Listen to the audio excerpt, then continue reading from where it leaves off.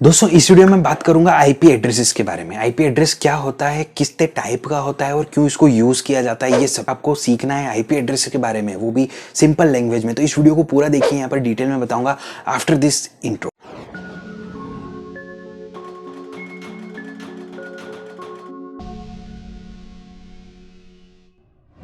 दोस्तों आजकल जो भी डिवाइसेस नेटवर्क से कनेक्टेड होते हैं, यानी कि जो भी इंटरनेट से कनेक्ट हो रहे हैं, आपके कोई भी स्मार्ट गैजेट्स हैं, अगर वो इंटरनेट से कनेक्ट है तो उसमें एक आईपी एड्रेस जरूर से होगा। फॉर एग्जांपल ये फ़ोन लेके चल रहे हैं तो ये फ़ोन का एक आईपी एड्रेस होगा, ये लैपटॉप का आईपी एड्रेस होगा, और ऐसा नहीं कि दोनों का सेम होगा, दोनों का आईपी एड्रेस अलग होगा।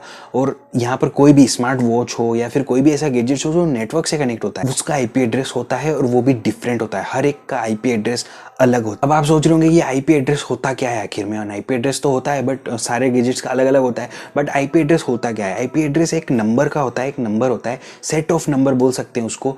और ये दो तरह के होते हैं। पहले देख लेते हैं आईपी एड्रेस क्या होता है, फिर ये दो तरह के होते हैं, उनके बारे में डिस्कस करेंगे।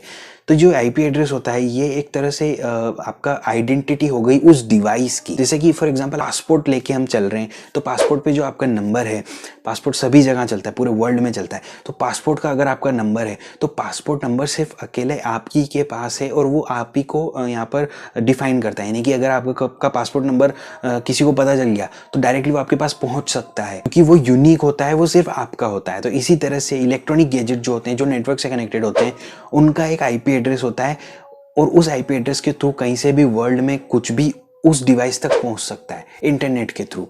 तो ये होता है आईपी एड्रेस। अब आईपी एड्रेस जो होते हैं वो दो तरह के होते हैं। एक सिंपल आपने देखा भी होगा, सुना भी होगा, जो IPv4 होता है, और जो नया टेक्नोलॉजी आई है IPv6। अब IPv4 काफ़ी पुरानी टेक्नोलॉजी है और इसमें 4 बिलियन ही आईपी एड्रेस हो सकते हैं। 4 बिलियन, उससे ज़्यादा नहीं हो सकते, क्योंकि इसकी एक लिमिट है। 4 बिलियन से ज़्यादा नहीं हो सकते क्योंकि वो कॉम्बिनेशन है सिर्फ नंबर्स का। तो नंबर्स में सिर्फ 4 बिलियन ही हो सकते हैं, उससे ज़्यादा नहीं हो सकते। इसीलिए यहाँ पर IPv6 को लाया गया। IPv6 जो है वो ट्रिलियंस तक जा सकता है, उसमें कोई लिमिट नहीं, क्योंकि वो एक तरह से यहाँ पर वर्ड और नंबर का कॉम्बिनेशन लेके चल रहा है, वो ज़्यादा भी होता है। IPv4 का एग्जाम्पल आप देख पा रहे हैं आपकी स्क्रीन पे, 192.168.1.1। ये एक आईपी एड्रेस हो सकता है, वो भी कौन से वर्जन का? वर्जन 4 का। आईपी का फुल फॉर्म क्या होता है? आईपी का फुल फॉर्म होता है internet protocol addresses, IP addresses. तो यही उसका फुल फॉर्म होता है। और IPv4 इसी तरह से यहाँ पर डिफाइंड होता है। IPv6 की बात करें तो काफ़ी नई टेक्नोलॉजी है और ये नए नए जो डिवाइस आते हैं उसमें ये ऑप्शन आपको देखने को मिलता है, पुराने में नहीं मिलता है, क्योंकि ये एक नई टेक्नोलॉजी है। और आगे जो आने वाले डिवाइसेस हैं सारे, वो इसी को यूज़ करेंगे, क्योंकि यहाँ पर जो IPv4 है वो फुल होने वाला है। जैसे जैसे यूज़र बढ़ते जाएंगे, जैसे जैसे इलेक्ट्रॉनिक गैजेट्स बढ़ते जाएंगे, वो फुल होने वाला है IPv4। तो धीरे धीरे चल के IPv4 से हम IPv6 में शिफ्ट हो जाएंगे। ऐसा नहीं होगा बिल्कुल भी कि IPv4 खत्म ही हो जाएगा। कुछ डिवाइसेस उस पर रहेंगे, कुछ डिवाइसेस IPv6 पे चले जाएंगे। तो यही यहाँ पर होने वाला है। तो यही दो टाइप के आईपी एड्रेस होते हैं। आईपी एड्रेसेस में भी अलग अलग टाइप होते हैं। ये आईपी एड्रेस V4 और V6 तो इसका अलग प्रोटोकॉल हो गया, बट यहाँ पर इसके टाइप भी होते हैं। आईपी के अलग अलग टाइप भी होते हैं। आपने सुना होगा एक पब्लिक आईपी हो गया और एक यहाँ पर प्राइवेट आईपी हो गया। अब पब्लिक और प्राइवेट में भी यहाँ पर जो है वो इस तरह से होते हैं, जैसे कि यहाँ पर एक स्टैटिक आईपी हो गया और एक डायनेमिक आईपी हो गया। तो पहले पब्लिक आईपी समझ लेते हैं। पब्लिक आईपी एड्रेस क्या होता है? पब्लिक आईपी एड्रेस वो एड्रेस होता है जिससे आप वर्ल्ड से कनेक्टेड होते हैं। अगर आप एक वेबसाइट पे जाएंगे supportla.com, यहाँ पर आपको आपका आईपी एड्रेस पता चल जाएगा कि क्या आपका पब्लिक आईपी एड्रेस है, जिससे आप वर्ल्ड से कनेक्टेड होते हैं। अगर आपको कोई भी सर्च करना चाहे, कुछ भी आप कांड करते हैं, तो वो आईपी एड्रेस आपको जो है वो पकड़ा देगा और उस आईपी एड्रेस के थ्रू आपका लोकेशन पता चल जाएगी और आपका जो भी आईएसपी है वो आपकी लोकेशन निकाल के दे देगा और आपको पूरी डिटेल आ जाएगी उस आईपी एड्रेस के थ्रू। तो ये हो गया public IP address. Private IP address क्या होता है? फॉर एग्जांपल आपने एक मॉडेम लगा रखा है, मॉडेम ने आपको एक आईपी एड्रेस प्रोवाइड करा दिया, तो वो हो गया आपका प्राइवेट आईपी एड्रेस। तो ये इस तरह से, जैसे कि वो आपस में कम्युनिकेट करने के लिए होता है, यानी कि एक मॉडेम के थ्रू कितने भी डिवाइस कनेक्ट है वो आपस में, जैसे कि हम बात करें यहाँ पर आईपी मैसेज के बारे में, जो कि इंटरनली अगर लेन के थ्रू आप कनेक्टेड हैं, आप 4-5 सिस्टम, तो उसके थ्रू आप आपस में जो है फाइल शेयरिंग वगैरह कर सकते हैं। तो वो इंटरनली जो होता है वो प्राइवेट यहाँ पर एक तरह से आईपी एड्रेस के थ्रू हो जाता है। तो वही होता है प्राइवेट आईपी एड्रेस।